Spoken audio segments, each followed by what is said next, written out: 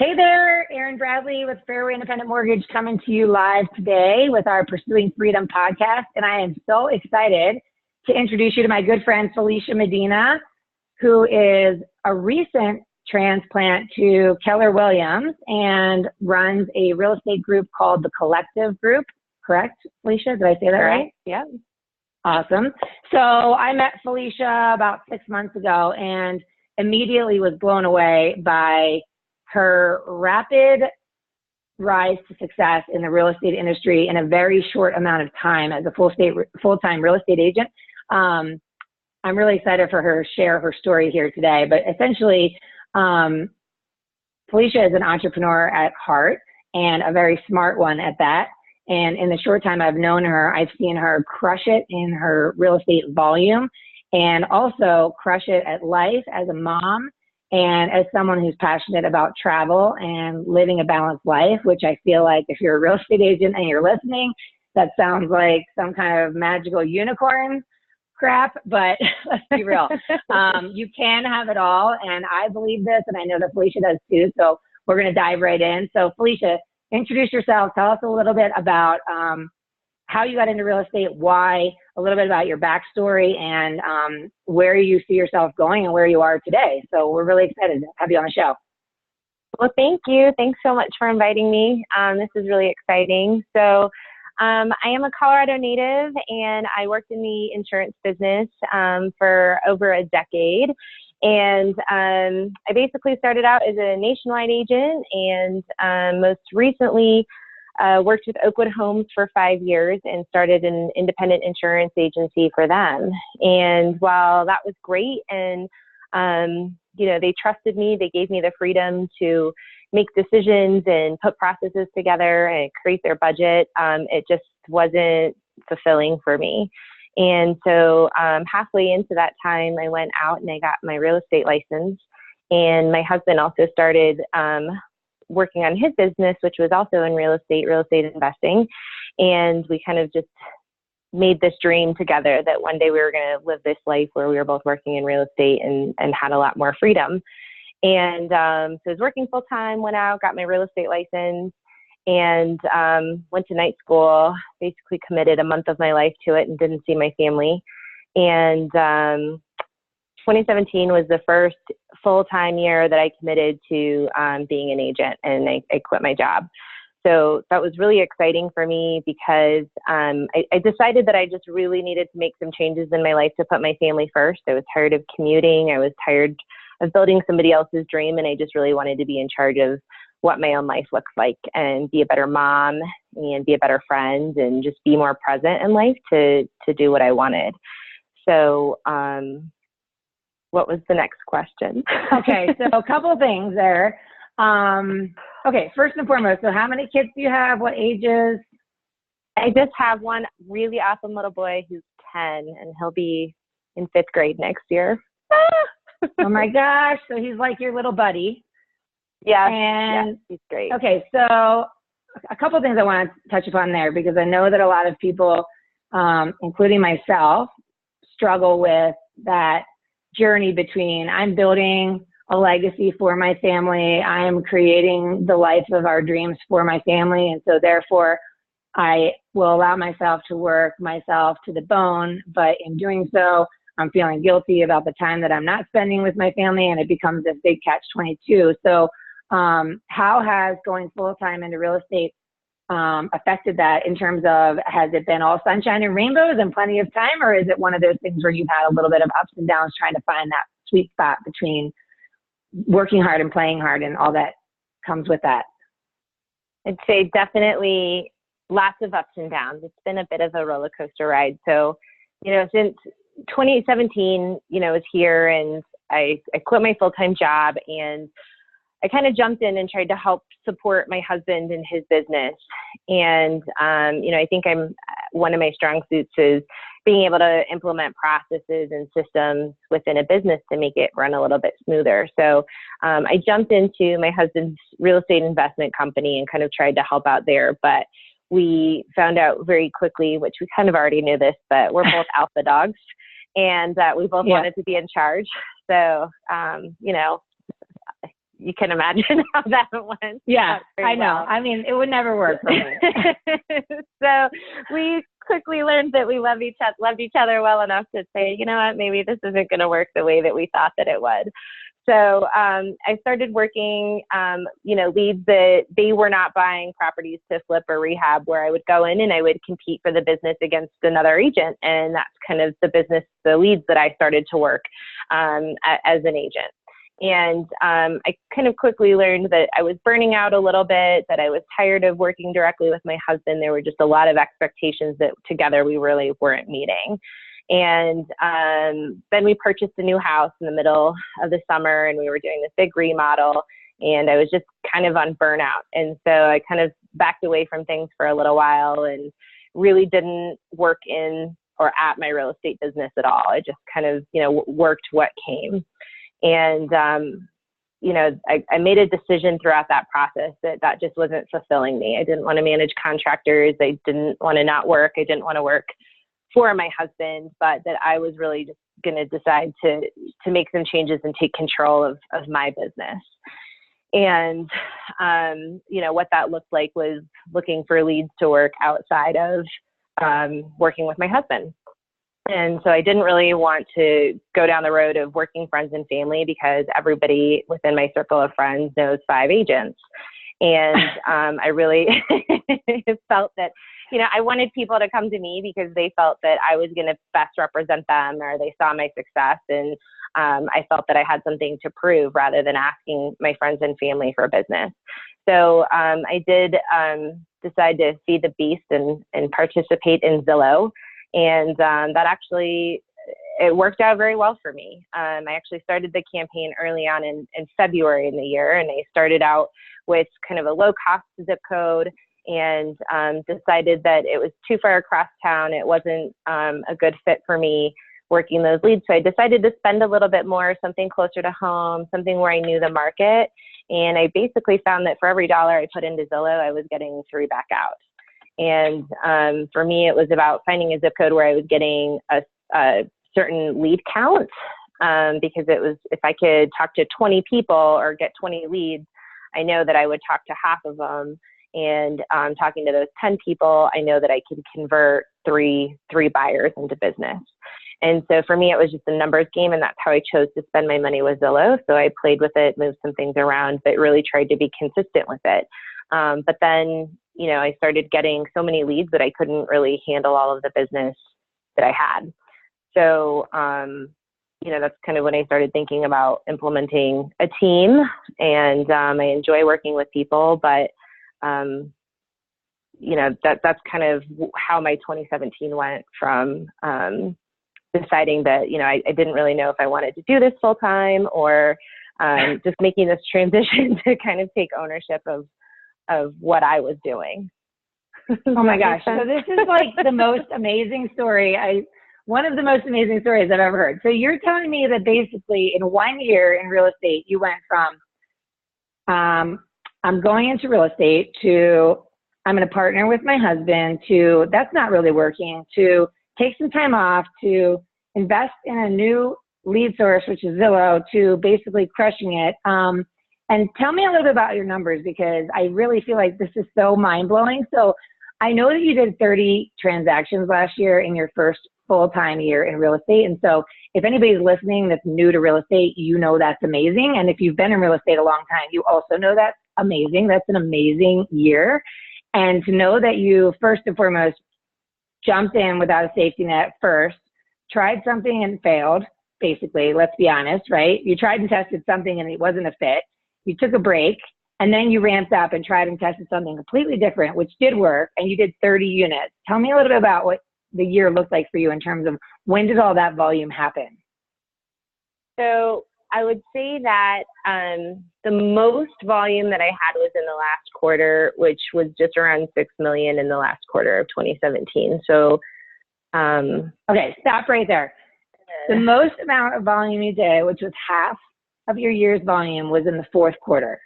I am obsessed with this because I have this massive, passion or pet peeve or whatever you want to call it, for when October rolls around And I feel like so many people in our industry get to October and the holiday season is coming upon us, and people either look at their numbers and say, well, I didn't hit my numbers this year, so I guess it's all about next year.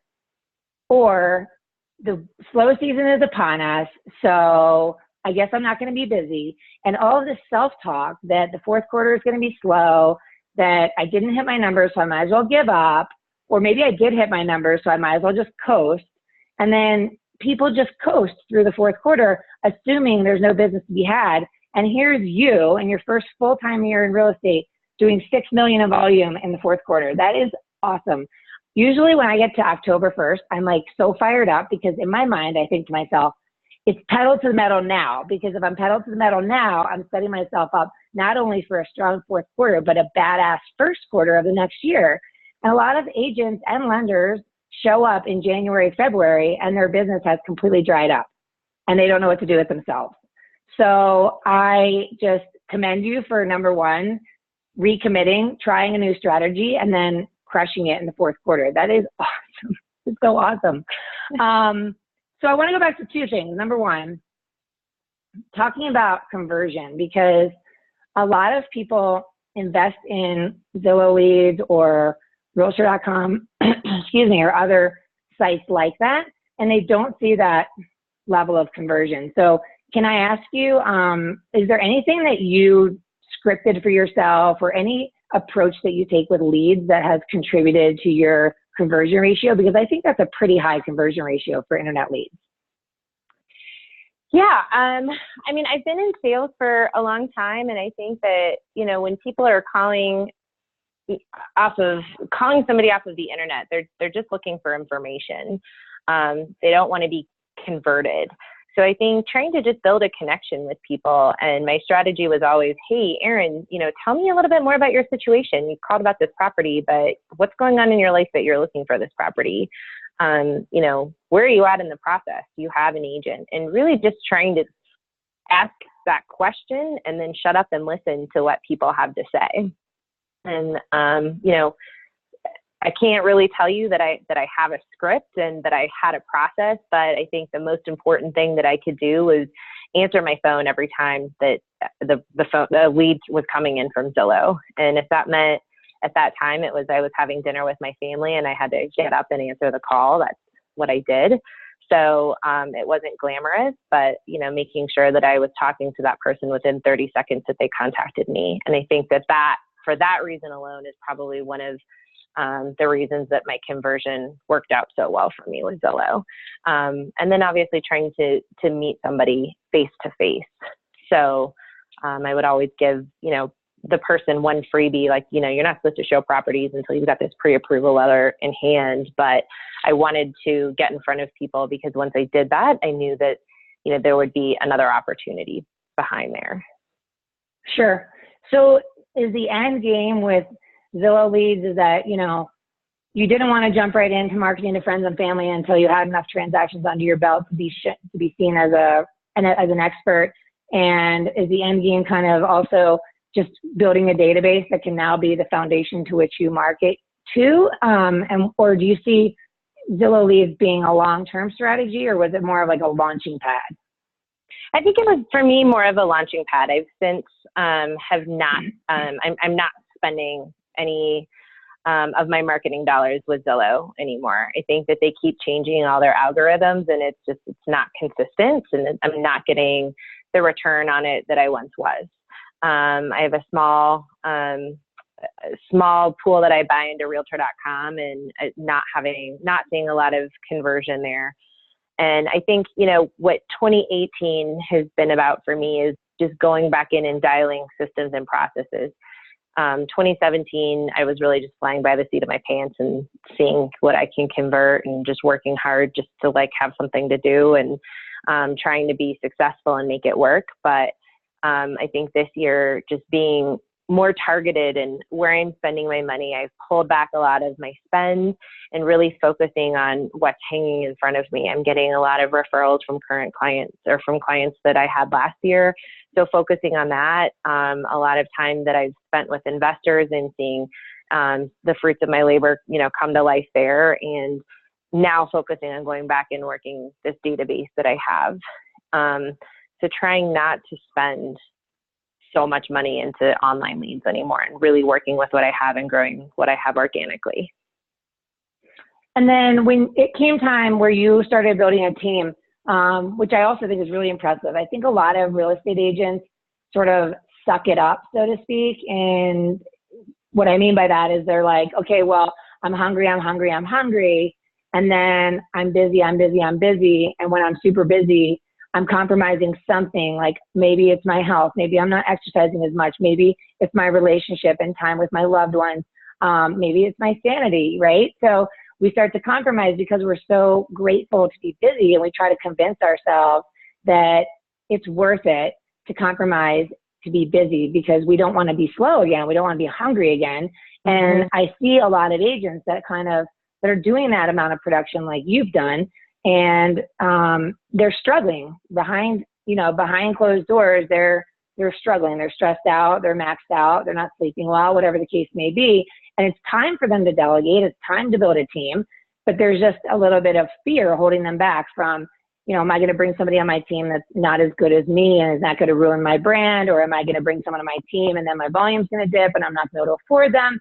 So how did you make that leap? And was it sort of calculated? And in other words, was it in the back of your mind that when I had a certain amount of production, I can justify the team? Or was it more reactive in that you saw what was going on, you felt maxed out and spread thin, and you just decided that this is no way to live, I need a team and I'm just going to do it? I mean, was it haphazard and accidental, or was it like premeditated, I guess is the question. That's a lot of questions. I know, sorry, I ramble. Well, I'm fascinated because I guess what I'm getting at is, like, I see a lot of agents that survive success, if that makes sense. Like, something is suffering and it's not necessarily the income because the volume is there. So financially they're doing great, but they're struggling in other areas and they're not willing to take that leap and just hire some help and get some systems in place so that there is a little bit of, balance. I mean, work-life balance is kind of a myth, right? Yeah. Because when you love what you do, like we love what we do, right? So it doesn't feel like work. But there's a tipping point where you burn out. And I see a lot of realtors ride life on burnout, and they mask it, but they really need help. So I was just curious because you did it rather quickly for someone that was new to full time. And I just think it's pretty badass. And that's why I'm like, we need to talk about this because people need to learn from you. Thanks. Well, I mean, it was premeditated to have a team. Like I knew that I wanted a team because I think that, I want to be successful, and I have a number in mind as far as income that I can continue to live the lifestyle that I want. And in order for me to have that work-life balance, I think that a team is necessary. I am a mom, and I do not want to be working every single weekend. I would rather be doing really cool stuff with my kid than working every single weekend. Now, I will do what it takes if, when that time is necessary and work on weekends. But, I wanted a partner. I wanted somebody else that I could trust that can take on this buyer, or that can have this open house, or that I can leave town and that I know that my clients are getting taken care of in the level of service that they wanted. So for me, I knew that I wanted a team.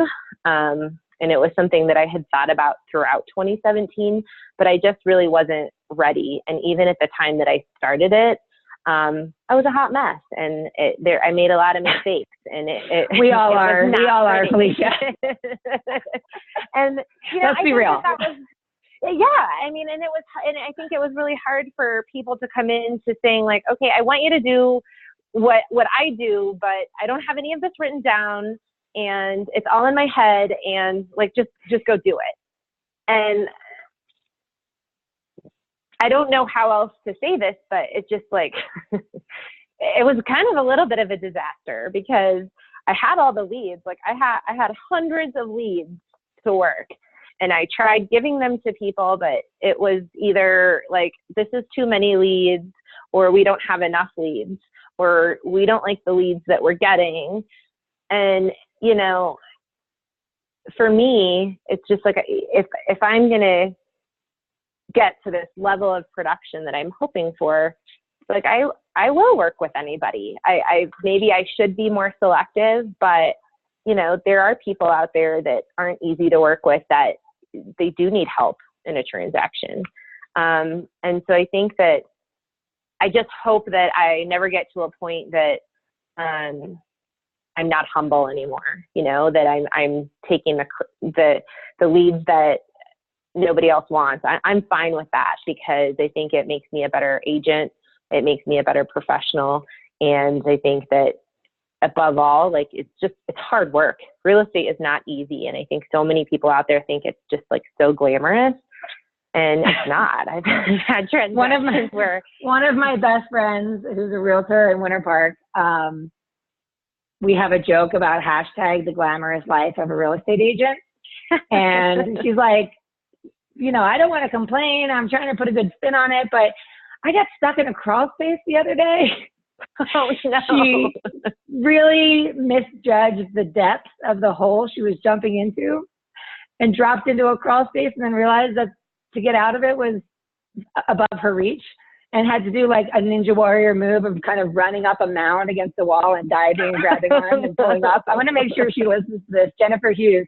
Anyways, it's just amazing, because I'm like, it's not always glamorous, you know, but it is hard work. And but you know, but the flip side is, it is glamorous, right? Like, we do have the benefit of being our own boss, and if you wanted to pick and choose who you spend your time with, you do have control. I mean, we have control over everything. We have control over the ways that we grow our business, the types of lead generation, whether we buy leads or we don't buy leads, whether we market to our friends and family or we don't. Like, there's glamour, and then there's hashtag the glamorous life of a real estate agent. Yeah, exactly.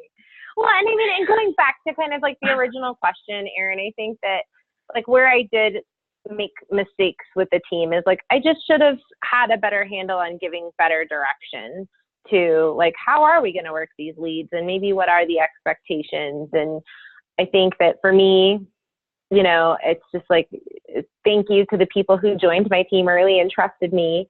And, you know, I think that I've made a lot of changes, and I've realized what mistakes I made quickly. And I also hired this amazing assistant who, you know, is now moving off of my team because she's moving on to another opportunity, which I'm so excited for her for. But, you know, I think just like finding really good people that you have that, like, your work ethic is in line and your goals are in line, and people that are just going to be willing to work as hard as you, no matter what. Yeah, really important. No, it is. And, you know, I also went through that journey of bringing on my first team member, who was one of my best friends and still is to this day. And she learned everything by osmosis, just by sitting next to me. And it was very organic. Like, we're going to learn this today. We're going to learn this today. And we never wrote any of it down. So when we brought the next hire on, they also were kind of jumping into the fire and had to figure out how to survive. And they adapted. And then the next person we brought on, well, that style didn't work for that person. And it's like, well, not really her fault. Like, we really didn't map out what our minimum standards are. And it takes time to identify too what values and personality traits are not trainable, and what you need to look for, and make sure that that person understands that these are our minimum standards. And so before you come on the team, let's make sure that you love the idea of a fast-paced industry that's constantly changing and working under pressure and a little bit of chaos here and there, because I know I thrive on that. And I also know that somebody who doesn't is not going to love their job. So it's like, I'm doing them a disservice if I don't give them clear expectations of what the nature of our industry looks like. And if that excites you, great. If it scares you or it sounds awful, then, you know, that's okay. We might not be a good fit for each other. Yeah. Right. So we need a lot of energy, and we need excitement, and ready to kind of adapt to the constant ebbs and flows of this business. So you mentioned something about, you know, where you're headed, and what are your goals right now for, you know, the next 12 months in terms of production. And tell me a little bit about your goals, and also, what does your team look like today? And then what do you think it would ideally look like a year from now when you are hitting your goals? Yeah, so my goals for this year, I think, have just been getting organized. Everything has really just been in my head and flying by the seat of my pants, and I really just want to be a little bit more organized. So, I made a move over to Keller Williams this year, and the office that I'm at, which is the Highlander Urban Elite office, has been amazing because I am really around some heavy hitters and high producers. And for me, that was I need to be around people that are much more successful than I am because, I want to be like them. I want to learn from them. I want to hear how they're doing business and why they're so successful. And so being there has been so great for me because it's kind of being a little bit more a lot more accountable and being disciplined to say, I'm going in for coaching every week and I'm this far off of my goals. So just being hyper focused on actually having goals, making sure that our goals are around habits and how many, calls am I making today and how many appointments am I going on, and kind of being able to measure those strategies, but then also making sure that there's processes and systems for my team to follow. So I've played around with a lot of different CRMs over the last year and a half, and I, finally found something that fits perfectly with what we're looking to do, from marketing to being able to give really great service to our clients, to being able to track projects that we're working on, internally as a team. So I think, more than anything, just making sure that we're breaking all of the systems that we've put together to make sure that next year they're bulletproof so we can really go big next year. As far as what my team looks like, I have 2 other agents that are on my team right now, and they are both great. One is a new agent that came from new construction sales that I had worked with in my insurance life, and I just adore her. She's really hardworking, and she just has a lot of energy and just really committed to providing a great level of service to people. And, she's a young millennial, so can teach me all of these things about social media that, I don't even know. Right. She's constantly telling me I'm doing it wrong. So that's always good to just have somebody smarter than you around. And then I also have another agent who I had worked with at a previous brokerage, and we had kind of been courting each other to work as a team. But, she's a mom and has some kids that are in high school, and one that's my age, and she just has amazing energy. She was a luxury agent in Ohio, and has been in Colorado for a couple years, and just really kind of, I don't want to say she just hasn't found her groove in Colorado. And, we're making some good headway. She's been on my team for just about a month, and she's got some really good things coming. And, so I think that, we're looking to, not that we're not looking to grow, but if we find somebody that's just really awesome and wants to work with some great people that have a big vision, then we would love to grow the team if that opportunity arises. But, as far as goals this year, I would love to hit about 60 transactions, and, just be able to double what I did last year is kind of what my goals kind of look like for this year. Next 5 years, I would really love to be able to explore going into a different market, and growing my team that way. It's one of the a different state or a different city, or? Yeah, different state. So looking at either the Houston market, Houston or Dallas, and possibly Kansas City. So just kind of identifying what those look like. I'm not in a hurry to do that, but those are just some other opportunities that that we kind of have in front of us. And I think, but before I get distracted, shiny object syndrome, I'm really good at that. I want to hone in what I have in front of me and really make it great, and just stay hyper focused on what my goals look like, and making sure that my team has all the resources that we need collectively to be successful here in Denver. So it's awesome. I feel like we're living parallel lives, because I literally just had a conversation with my assistant today, and between rolling out the podcast, building the new website for pursuingfreedom.com, and figuring out all the back office IT type stuff that it entails. I mean, there's a lot that goes into it. And we've just been doing database cleanup, getting our CRM organized, mapping out our marketing plan. And I literally just said to her this morning, I said, I know that it's been like drinking from a fire hose, and it's been a little overwhelming and a little bit frustrating the last few months because we're both learning things that are hard for us to learn because maybe it's not what I was born to do. But once we learn them, then it's built in, it's a system.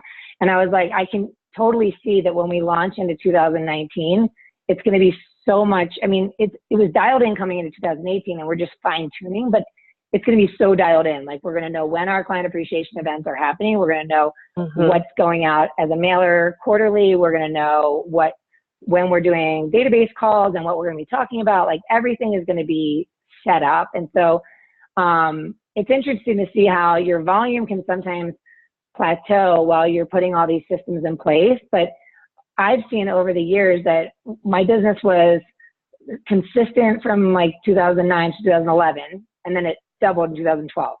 And then it stayed consistent 13, 14, and then it doubled again in 15.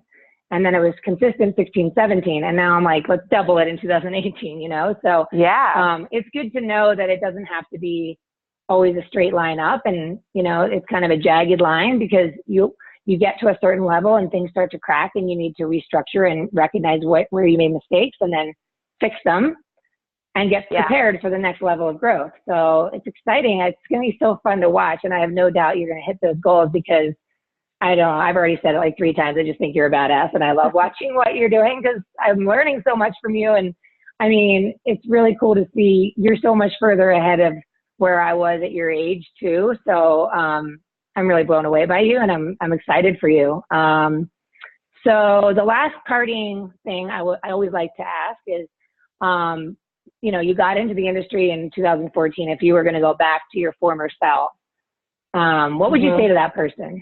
It doesn't have to be something you would do differently or something wrong. It's just like, what would you say to your former self? You should have gotten into real estate a lot earlier. Yeah, because it's what most people say.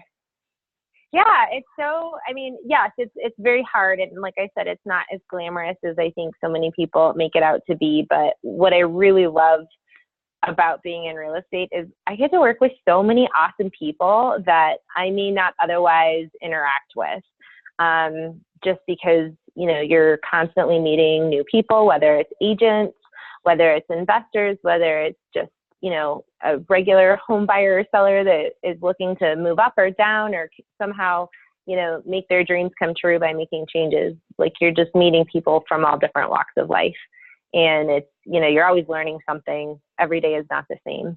So I really wish I would have gotten into this a lot earlier. And true story. I honestly can't say that I would have changed the way that I have done anything either. Like, it's been good to learn this quickly. So awesome. Well, I'm really excited for you. I'm amazed by you. You're a wonderful human and an awesome entrepreneur. I think if any agents out there are in the Denver metro area and looking for someone to be an amazing leader, mentor, et cetera, they should definitely connect with you. Even just like what we do with the masterminding and bouncing ideas, I always leave just fired up and with something new to go right away and implement in my business. So I appreciate you. If folks want to get in touch with you, how can they find you? They can reach me through email, so Felicia@milehighcollective.com, or just our website, www.milehighcollective.com.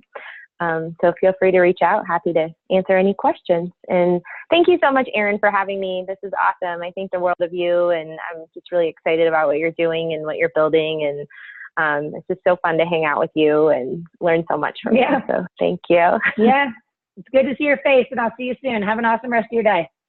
All right. Thanks. You too. Bye-bye. Bye.